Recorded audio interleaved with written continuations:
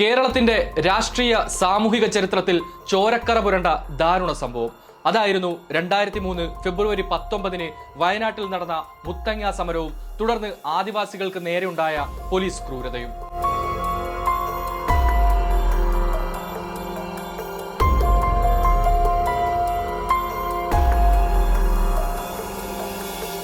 കേരള സമൂഹത്തിന്റെ മനസാക്ഷി ഒരേപോലെ അപലപിച്ച മുത്തങ്ങ സംഭവം കേരളത്തിന്റെ സാമൂഹിക ചുറ്റുപാടിൽ ഇന്നും ഉണങ്ങാത്ത മുറിവാണ്.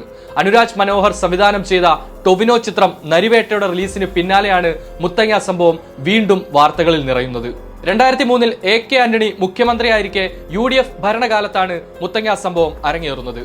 ആദിവാസി ഗോത്ര മഹാസഭയുടെ നേതൃത്വത്തിൽ തിരുവനന്തപുരം സെക്രട്ടേറിയറ്റിന് മുന്നിൽ കുടിൽ കെട്ടി നടത്തിയ സമരത്തോടെയാണ് മുത്തങ്ങയിലെ സമരം ആരംഭിക്കുന്നത്. കുടിൽ കെട്ടി സമരം ഒത്തുതീർപ്പാക്കാൻ ആന്റണി സർക്കാർ മുന്നോട്ട് വെച്ച വ്യവസ്ഥകൾ പാലിച്ചില്ല. ഈ സാഹചര്യത്തിലായിരുന്നു ആദിവാസി ഗോത്ര മഹാസഭ CK ജാനുവിന്റെയും M ഗീതാനന്ദന്റെയും നേതൃത്വത്തിൽ മുത്തങ്ങ വനമേഖലയിൽ സമരം ആരംഭിച്ചത്.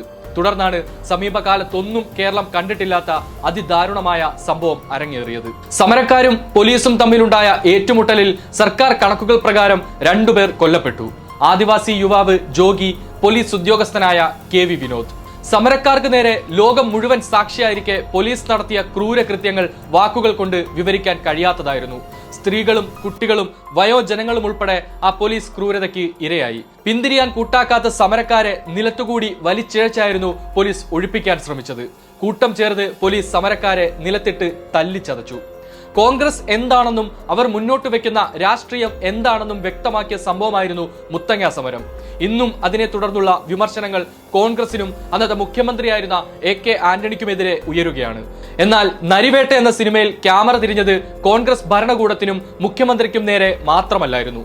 അന്നത്തെ പോലീസ് ക്രൂരതയ്ക്ക് ഏറ്റവും അധികം പിന്തുണയും അഭിനന്ദനവും നൽകിയ അന്നത്തെ വനം മന്ത്രിക്ക് നേരെ കൂടിയാണ്. കേരളത്തിന്റെ ചരിത്രത്തിലെ തന്നെ ഏറ്റവും ക്രൂരമായ അതിക്രമത്തിൽ പോലീസിനെ ന്യായീകരിച്ചും അഭിനന്ദിച്ചും രംഗത്ത് വന്ന വ്യക്തിയാണ് ആന്റണി മന്ത്രിസഭയിലെ അന്നത്തെ വനം മന്ത്രിയായിരുന്ന K സുധാകരൻ.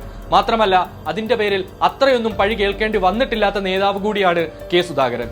അതുകൊണ്ട് തന്നെ നരിവേട്ട ഇറങ്ങിയതിന് പിന്നാലെ ഇന്ന് ഏറ്റവും കൂടുതൽ വിരൽ ചൂണ്ടപ്പെടുന്നതും പതിയിരുന്ന സുധാകരൻ നേരെ തന്നെ. മുത്തങ്ങ സംഭവം നടന്ന് 4 ദിവസങ്ങൾക്ക് ശേഷം, കൃത്യമായി പറഞ്ഞാൽ 2003 ഫെബ്രുവരി 23 അന്നത്തെ വനം മന്ത്രിയായിരുന്ന K സുധാകരൻ ഒരു പത്രസമ്മേളനം വിളിച്ചു ചേർത്തു. മുത്തങ്ങയിലെ പോലീസ് നടപടിയെ ന്യായീകരിച്ചുകൊണ്ടായിരുന്നു ആ പത്രസമ്മേളനം. ആ പത്രസമ്മേളനത്തിൽ സുധാകരൻ പറഞ്ഞ വാക്കുകൾ ഇതാണ്: മുത്തങ്ങയിലെ പോലീസ് നടപടിയിൽ ജുഡീഷ്യൽ അന്വേഷണം ആവശ്യമില്ല. കാരണം പോലീസ് നടപടിക്ക് 100 കണക്കിന് പ്രദേശവാസികൾ സാക്ഷികളാണ്. മുത്തങ്ങ വനത്തിൽ അതിക്രമിച്ചു കയറിയവരുടെ കുടിലുകളിൽ നിന്ന് കണ്ടെടുത്ത രേഖകൾ, ഗോത്ര മഹാസഭാ നേതാവ് CK ജാനുവിന്റെ നേതൃത്വത്തിലുള്ള സായുധ സമരം ചില ബാഹ്യശക്തികളുടെ പിന്തുണയോടെയായിരുന്നു എന്ന് വ്യക്തമാക്കുന്നു.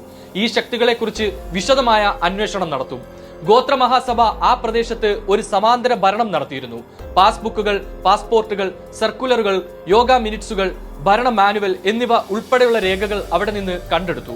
പ്രക്ഷോഭകർക്കെതിരെ നടപടിയെടുക്കാൻ വൈകിയത് സർക്കാരിന്റെ സൗമ്യമായ സമീപനം കാരണമായിരുന്നു. ശ്രദ്ധിക്കണം, സർക്കാരിന്റെ സൗമ്യമായ സമീപനം. വെടിവെപ്പിൽ ഒരാൾ മാത്രമേ മരിച്ചുള്ളൂ എന്ന് അദ്ദേഹം ആവർത്തിച്ചു. കൂടുതൽ പേർ മരിച്ചുവെന്ന് തെളിയിക്കാൻ പ്രതിപക്ഷത്തെ വെല്ലുവിളിച്ചു.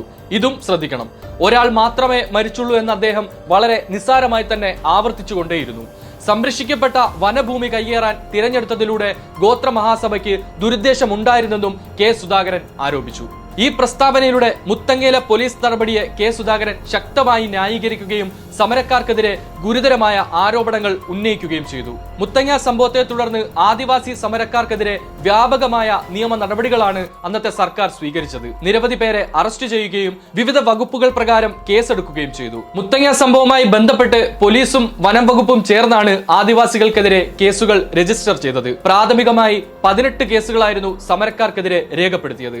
ഇവയിൽ 11 കേസുകൾ പോലീസും ബാക്കിയുള്ളവ വനം വകുപ്പും രജിസ്റ്റർ ചെയ്തവയായിരുന്നു. സമരത്തിനിടെ കൊല്ലപ്പെട്ട പോലീസ് കോൺസ്റ്റബിൾ KV വിനോദിന്റെ മരണവുമായി ബന്ധപ്പെട്ട കേസാണ് ഇതിൽ പ്രധാനം. ഈ കേസിൽ 57 പ്രതികളായിരുന്നു ഉണ്ടായിരുന്നത്. 4 സ്ത്രീകളും ഇതിൽ ഉൾപ്പെടുന്നു. ആദിവാസി ഗോത്ര മഹാസഭാ നേതാവ് M ഗീതാനന്ദനാണ് ഈ കേസിലെ 1ാം പ്രതി. CK ജാനു ഈ കേസിൽ പ്രതിയായിരുന്നില്ല. CK ജാനു, M ഗീതാനന്ദൻ എന്നിവരുൾപ്പെടെയുള്ള സമര നേതാക്കളെ പോലീസ് അറസ്റ്റ് ചെയ്തു. മാത്രമല്ല അറസ്റ്റിനു ശേഷം ഇവർ ക്രൂരമായ പോലീസ് മർദ്ദനത്തിന് വിധേയരാവുകയും ഇതിന്റെ ചിത്രങ്ങൾ മാധ്യമങ്ങളിൽ വലിയ വാർത്തയാവുകയും ചെയ്തു. പ്രതികളാക്കപ്പെട്ട പല ആദിവാസികൾക്കും ജയിലിൽ കിടക്കേണ്ടി വന്നു. ഇന്നും മാധ്യമങ്ങൾക്ക് മുന്നിൽ യാതൊരു മടിയും ജാള്യതയുമില്ലാതെ എന്തും തുറന്നു പറയാൻ മടിക്കാത്ത കോൺഗ്രസ് നേതാവാണ് കെ സുധാകരൻ. ധീരജ് മരണം ഇരന്നു വാങ്ങിയതാണെന്ന് മാധ്യമങ്ങൾക്ക് മുന്നിൽ സുധാകരൻ നെഞ്ചും വിരിച്ചു നിന്ന് പറഞ്ഞിട്ട് അധിക നാളുകളൊന്നും ആയിട്ടില്ല. അപ്പോൾ എന്തായിരിക്കും മുത്തങ്ങ സംഭവത്തിൽ അന്നത്തെ വനം മന്ത്രി എടുത്തിരുന്ന നിലപാട് എന്നത് ഊഹിക്കാവുന്നതേ ഉള്ളൂ. എന്നാൽ ചരിത്രം ഇങ്ങനെയാണ്. എത്രയൊക്കെ പതിയിരുന്നാലും കാലമൊരിക്കൽ തിരിഞ്ഞു വരും. ചോദ്യങ്ങൾ ചോദിക്കുക തന്നെ ചെയ്യും. നരിവേട്ട മുന്നോട്ട് വെക്കുന്നത് ആ ചോദ്യങ്ങളാണ്. അന്നത്തെ വനം മന്ത്രി കെ സുധാകരന് നേരെയുള്ള ചോദ്യങ്ങൾ.